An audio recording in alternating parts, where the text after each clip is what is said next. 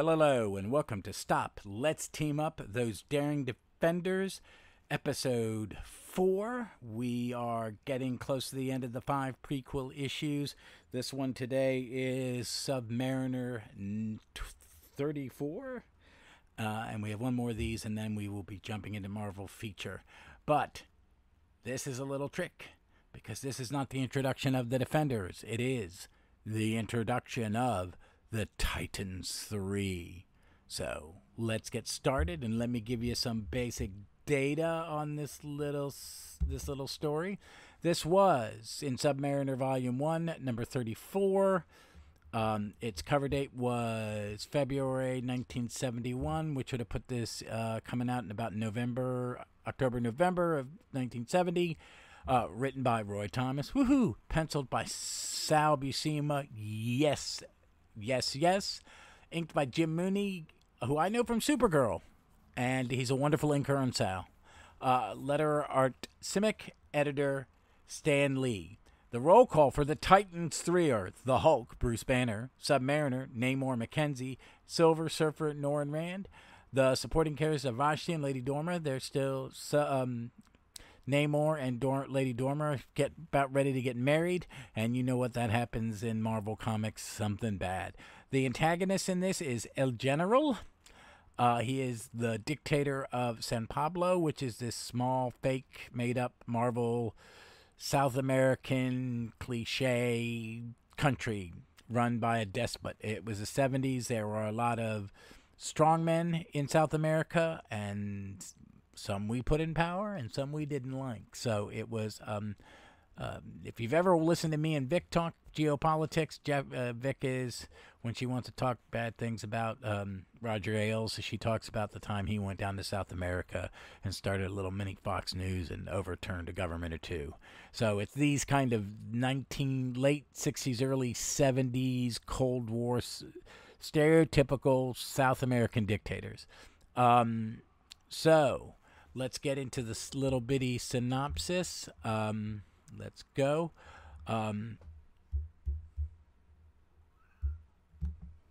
As the Hulk unknowingly trespasses on the fortified island of San Pablo, he attracts the army led by its dictator, El General, while Namor monitors the conflict. The Submariner hopes that he can manipulate the group into aiding him in destroying a device that poses a threat to the entire world.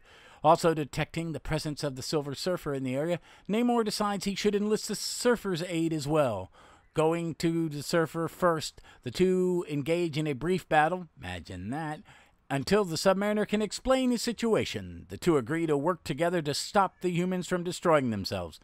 Going to the Hulk, the three end up battling El General's army, smashing apart his weapons and defeating his military, thus allowing the people of San Pablo to revolt and oust their leader. In the aftermath of the battle, Namor, the Silver Surfer, and the Hulk fly off to deal with the menace which Namor had gathered them to stop.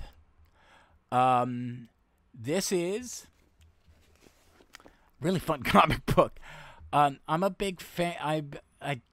I think I've read this one somewhere in a collection, or, I've read it before. It is the type of 70s Marvel comics that I think I really, really love. What's going on in Avengers that is running parallel to this is kind of where I got into Avengers. So there is something to this era of the Silver or Bronze, whatever this is at this point in the 70s, Silver Age, that I love. That I really, really love. The work of Roy Thomas. He is my favorite superhero team writer. I love All-Star Squadron. I love his runs on the Avenger. I'm digging this arc. It's I've liked everything, but not everything is what I think is stellar. I think this is just part one of a two-part story, and I think it is a beautiful setup. It is well-paced. It's full. It's got a lot going on. It's a little wordy because it's Roy, but that's not a bad thing. Everything's happening. The characters are given something to do. They have the traditional, let's have a silly battle, but it's dynamic and exciting, and that's what it's there to do. It's supposed to get you going and get you into the story. It's got a cartoon character villain, but the villain's not as important as the team getting together and working together. There are a couple. Again, I'm a huge Sal Buscema fan, and this is why. His Hulk is amazing. This is such a solid piece of art by him and Jim Mooney. The inks of Mooney really complement Sal, so it looks like Sal's almost inking himself, and that's a good thing. It's got some of the great Sal things, people flying out of the panel, and a lot of neat angles. But it's really fun. The dialogue is pretty good. The use of thought balloons and all these other things that we really don't see anymore really work. It gives some depth to the story. It's not the writer taking away from the artist taking away from the writer. It's that nice balance. It's a collaboration. I was a theater person. Collaboration. You get better results when you work as a team. And I think that this is what this does. This is a lot of fun. I could see being 7 or 8. What would I have been when this came out? I'd have been 6. I could see me thumbing through this over and over again. I would have learned to read enough by then because my big brother Huey, he taught me to read, really. I knew how to do it a lot before I got to like first grade because he would help me, and he gave me comics to leave him the hell alone. And it would have been about in this era. This is a little before he probably gave me something good. This is probably before we did that big road trip from San Diego to San Francisco to New York to Carlisle, Pennsylvania. But it's a really fun comic, and I really recommend it. I recorded an episode out of order. Ron from Fantastic Comic Fan, me and him recorded the episode for Marvel Feature number 1, but we had to do it. We did it last night to give me time to edit because it's a little bit longer because we're going to talk about the Defenders. And we talked a little bit about this and how much I like Sal, and you're going to hear that in 2 weeks. But this is a solid, action-packed comic. Some neat stuff to know. And you'll hear when we get to why they're the Titans 3 here, and in the next Namor, and why they're Defenders in Marvel Feature, and the lineup is different. No Silver Surfer, but Doctor Strange in that. Ron brings up some good points. But what's cool in this is the first story featuring the Silver Surfer, not written by Stan, because he was Stan's baby. But it's good. This does not have what I like about this, and I really don't remember what the next issue is, but I'm pretty much assuming it is connected to the bad guy that I just talked about yesterday with Ron for Marvel Feature 1. But we're getting there. This was just getting the Titans 3 together. I'm going to dig around and do some internet snooping and get some more on Titans 3 because I want to talk about that next issue. Would it have been a great team? But we're seeing the 4 core original Defenders, which is the way they kind of treat it once the Defenders regular book comes in and Steve Englehart takes over. I think this is probably the comic that I've had the most fun of the first 4.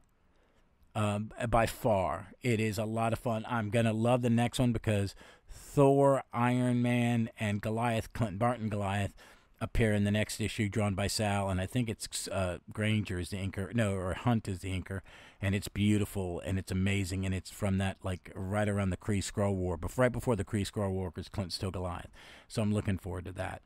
So we're getting closer, folks, we're getting closer. This Friday, 2 days from when you hear this, I will be covering The Brave and the Bold, Batman, and the all-new Wonder Woman by Mike Sekowsky, the Wonder Woman who was depowered and done like a Emma Peel Avenger. I have never read this comic, and I may have read 2 Wonder Womans of this era, but I have seen some of the art. It is not the Mike Sekowsky of the Justice League. It is the Mike Sekowsky of doing something else, and it looks gorgeous. I thumbed through it. I haven't read it. I'm going to read it later. I got some Legion to read tonight for homework for a recording tomorrow, blah, blah, blah. But I'm looking forward to that. And then next week, more Legion, the final, the second part to this story. And then there'll be a big Legion reboot episode on that Friday. Little heads up, please, if you're doing, please give us a review. If you're listening to these on YouTube, please hit that like button, that subscribe, and that little bell. It helps the algorithm. I'm trying to build that. Some equipment came in the mail, so I'm going to be studying, so you may get to see my ugly mug. If there are special things you would like me to talk about, because I will be doing video, these episodes will end up being me on camera, if that's a little interesting, but for the YouTube following. And I'm also thinking about doing some recommendation and reviews of hardcovers and trades that I have and story arcs of teen books, because I have a big library. I want to do that too and recommend and get your recommendations of stuff. Hey, what have you read or not read? I'm this week, next week from the Friday tomorrow, I will be picking up my 5 years later Volume 2 omnibus of Legion. Very excited about that. And I saw that the Death and Return of Superman omnis being reissued. I'm tempted to scratch my little pennies. I am selling some stuff. There'll be some, hey guys, just keep a lookout and I'll save it. But if you are missing some issues of All-Star, some of the ones that I have now, All-Star Squadron I have in reprint, I'm selling. It's just that's how I'm going to pay for this. In these financial times, I really just kind of want to, don't want to, I'm not paying that much for stuff, but I would like to be able to make this a revenue neutral thing to where it's paid for and stuff like that a little bit. And so I'm selling some comics and stuff to get ready. I'm also making room because, I live in a small apartment. I can't have a lot of the floppies, and everything's because I'm really digging the app, and I recommend it if you're downsizing. The Marvel and DC app, before you sell your comics or do what I did, downsize. Make sure the stuff's on the app.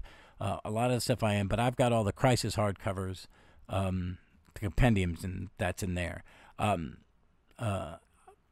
That's a question I want to pose for you. I'm thinking about doing some special Wednesday episodes if I can get some ahead for more content. I'm interested in talking, and I was looking at the Crisis. I know there are probably a half dozen podcasts about Crisis, but I was thinking about maybe doing an overview of there because it is a seminal thing in comics for me, and I'm one of those people that didn't mind the end result overall. Compared to some, so I kind of want to go back and read it and compare when they were making the changes in the other books, how that came off. Because I don't think I've ever read all the crossovers, and the 3 compendiums have that, companions have that, and it's interesting. But folks, that's enough of me gabbing about all that. Let's get back to this Submariner comic. It is Submariner 34. It's really a lot of fun. Check it out. If you're following along on the app, let me know what you think. If you have notes, we're about to do 35. If you're reading ahead, shoot me an email at stopletsteamup@gmail.com or message me on Twitter at JSA4E. That's JSA, the number 4, the letter E. And let me know what you think of them. I'll post something about it tomorrow, asking for some input. But until then, y'all, be smart, be safe, be kind to one another, and read some comics.